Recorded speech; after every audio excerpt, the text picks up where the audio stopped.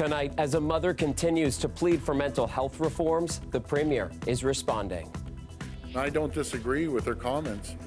We're putting $3.8 billion into mental health, unprecedented amounts of money, and my heart breaks for them.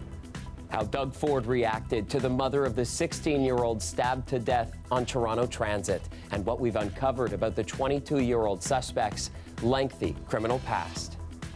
An athlete is an athlete, it can be anyone, and that's what's important with us coming here to celebrate with the Raptors. Plus, how the Raptors celebrated queer culture tonight as anti-gay rhetoric stole the headlines at other recent sports pride nights across North America. Touch and go with Osorio, back to land! And is Canada headed to the CONCACAF Nations League semifinals? We have the results of a major game against Honduras tonight. But we're getting started tonight at Scotiabank Arena, where Dale Manukduk is live for us at the Raps annual Pride Night. So, Dale, how is the night shaking down? Well, Chris, Raptors fans left happy with a 106-92 win over the Miami Heat. It's their third win in a row as they finally clawed their way back to 500 basketball for the season. But even before the result, there was reason to celebrate as the Raptors reaffirmed their commitment to diversity and inclusion. And while you see the Scotiabank Arena behind me decked out in pride colors, what really empowers the members of the 2S LGBTQ+ community is the financial commitment that the Raptors have made that allows them to do the work that they do. Being an athlete is no gender, it's no race, it's no anything. An athlete is an athlete. That's the message from Rainbow Hoops, one of several 2S LGBTQ+ organizations taking part in Raptors Pride Night.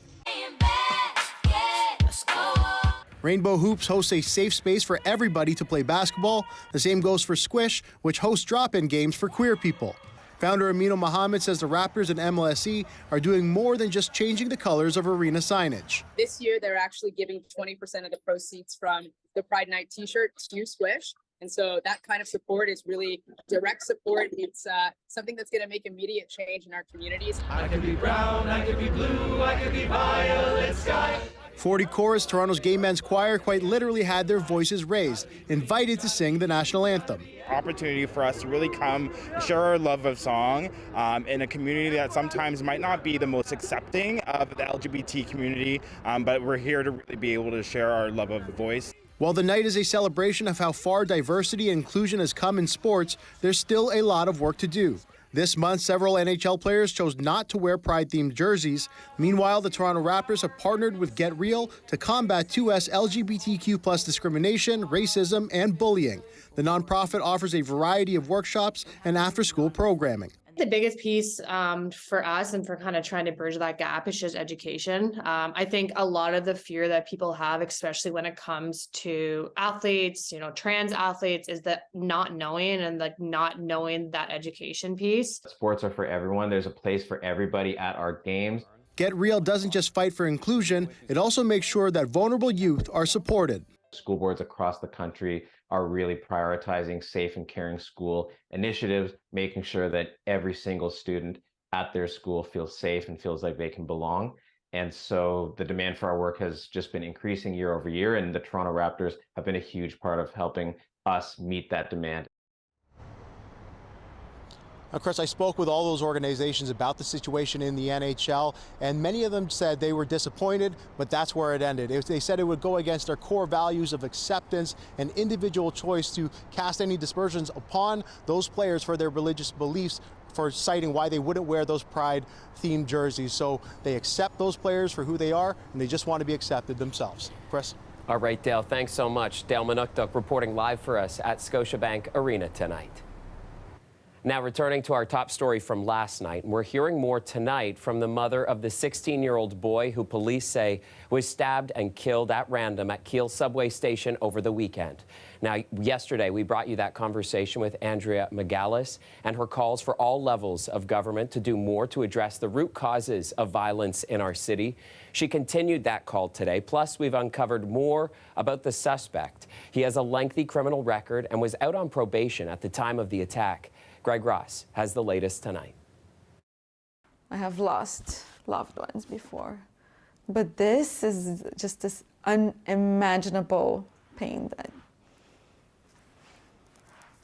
No words.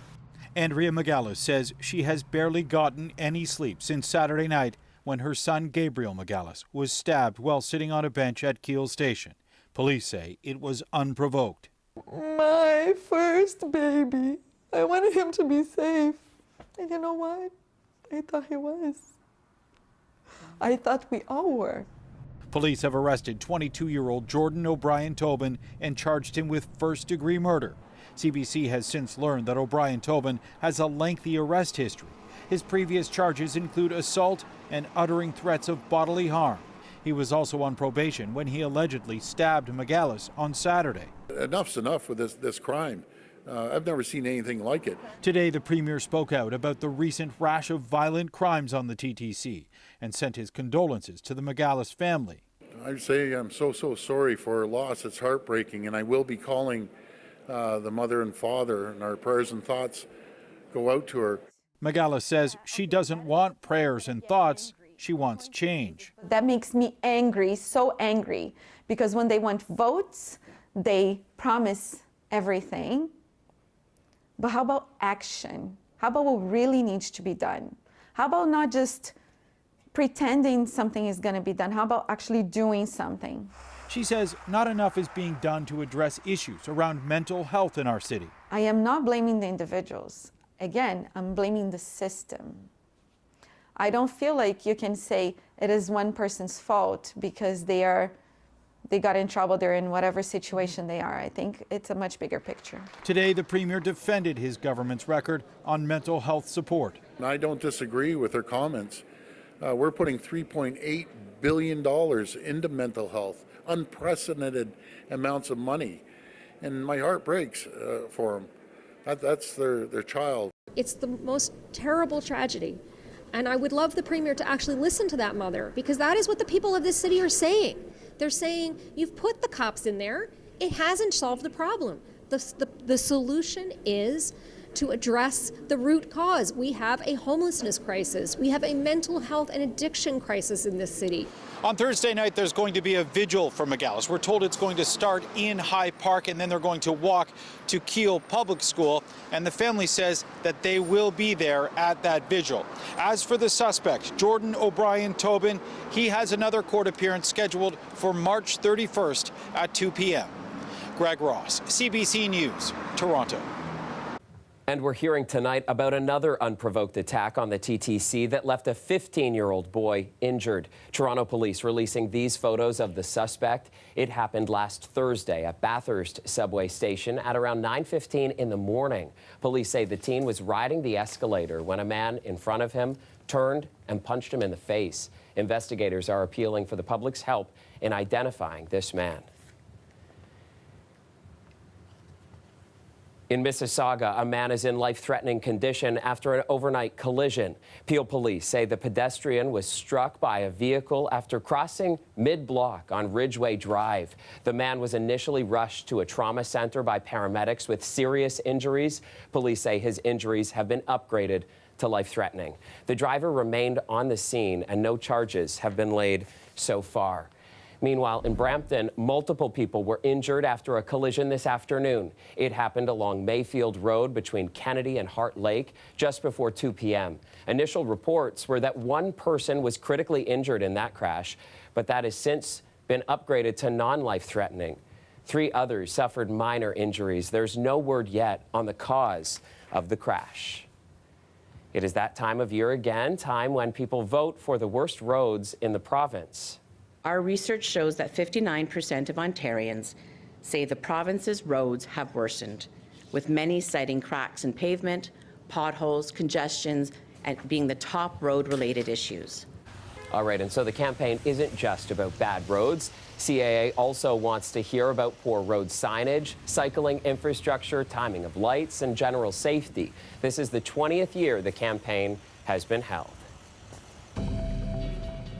Nice night for a drive as we look live at the city's skyline. Mostly clear skies out there and 4 degrees. Let's check in with Colette Kennedy now for a first look at your weather. And Colette, I'm not complaining, but to me, today's sunshine felt just like a tease.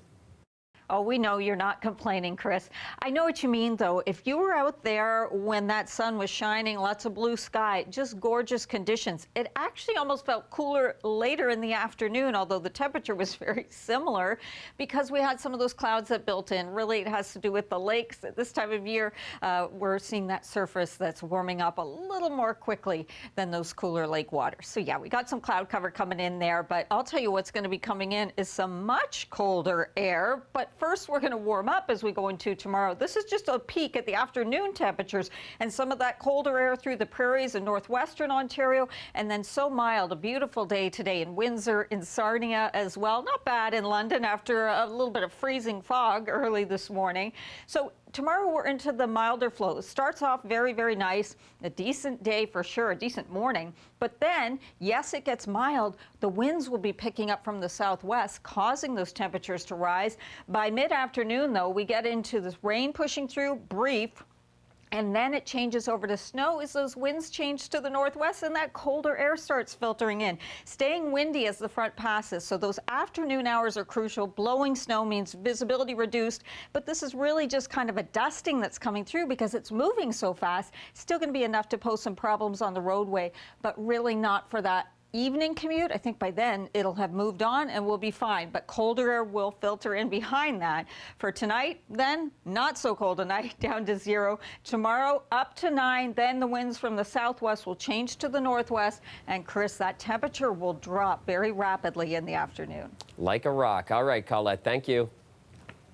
We are refocusing government spending while taking great care not to reduce the services and direct support that Canadians rely on.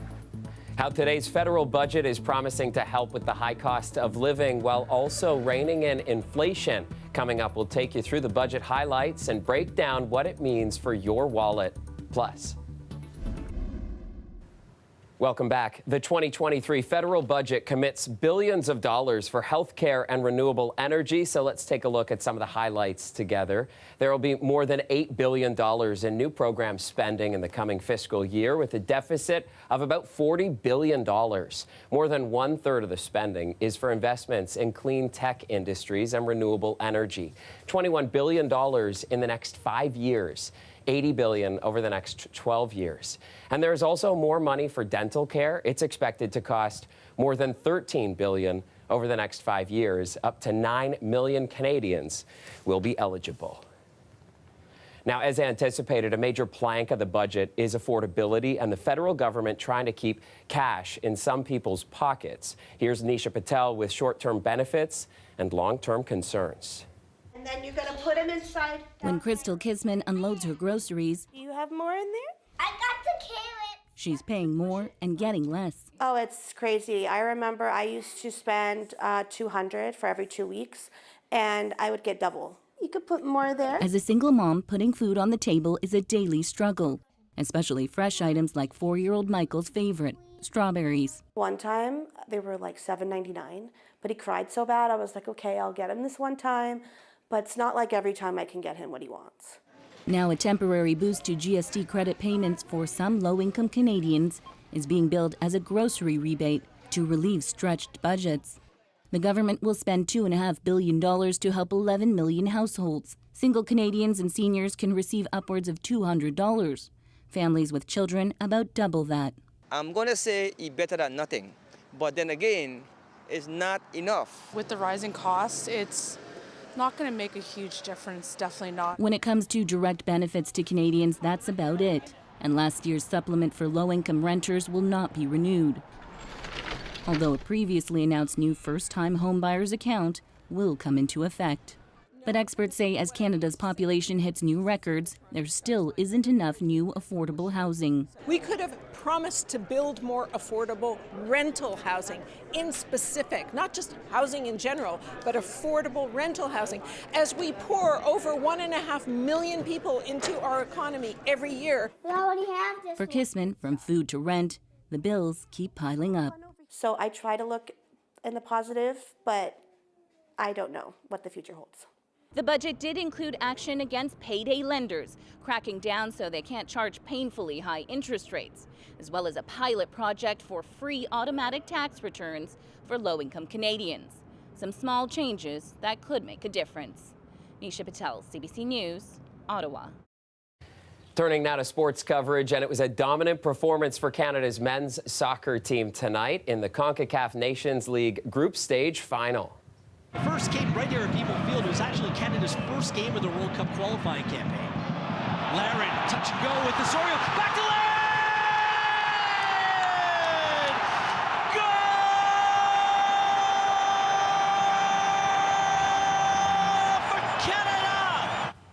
That was Kyle Laren with the first of Canada's 4 goals scored tonight. They beat Honduras 4-1 here at BMO Field.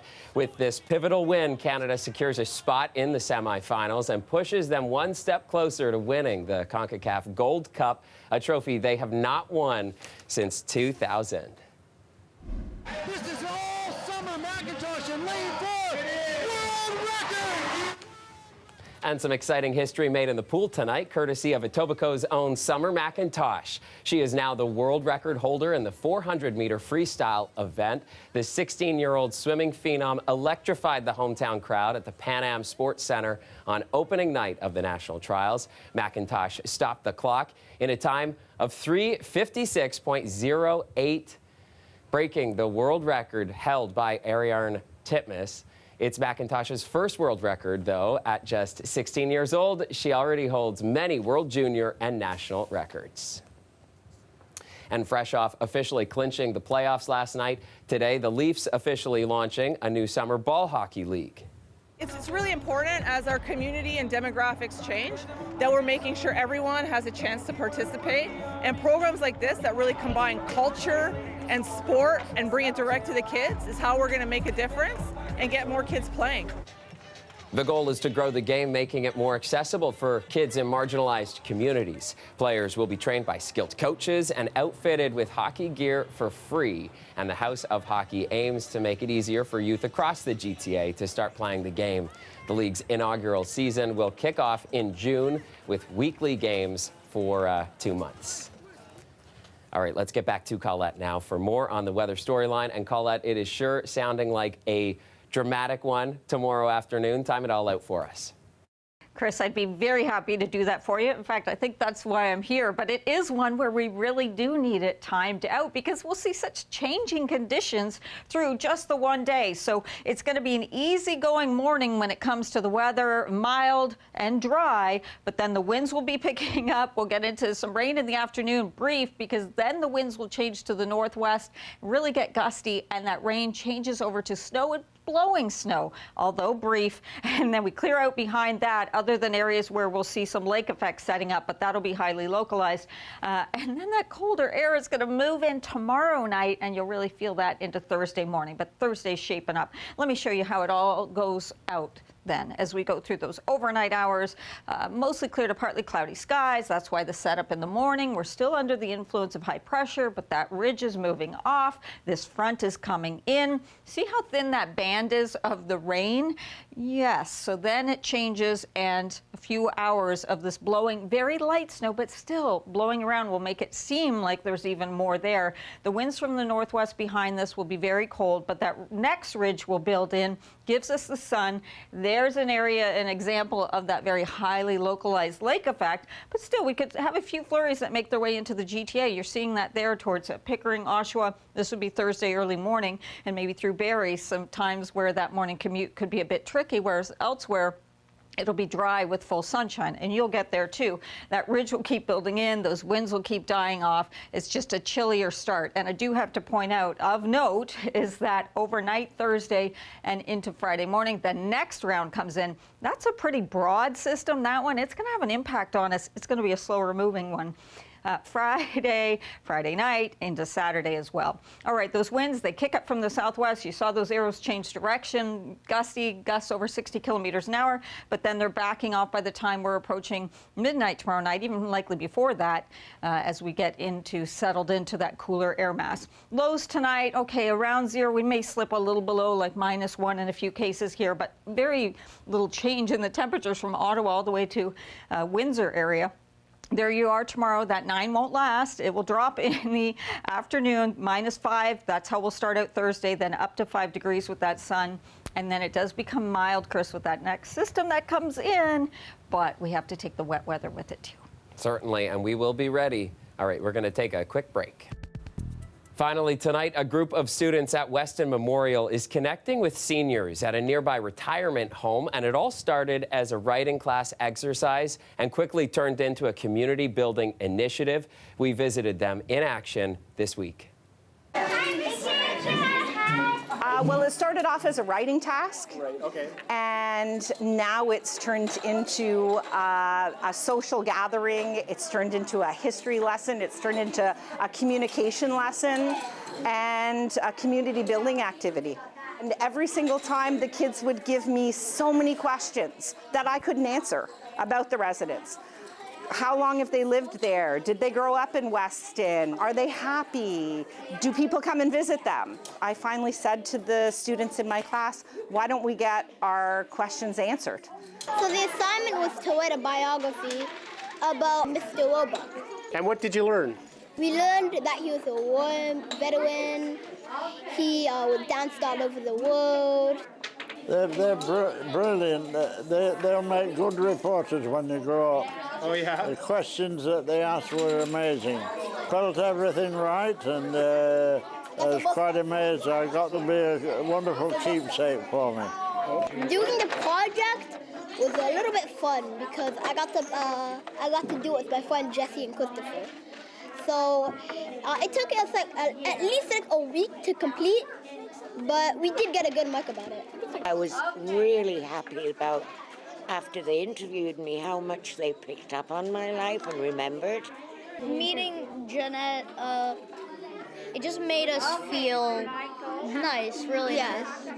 But I think it's good for them to get out and know the area they live in and the kind of people that are around them. And we're not just that funny old lady or funny old man. I think it gives us both perspective. I've enjoyed it thoroughly. I really have. Nice to see all those smiles on everyone's faces. And that is our show for you tonight. Thanks for watching. Maribel Tarouk will be with you at 6 tomorrow, and I'll see you back here tomorrow night at 11. Have a great night.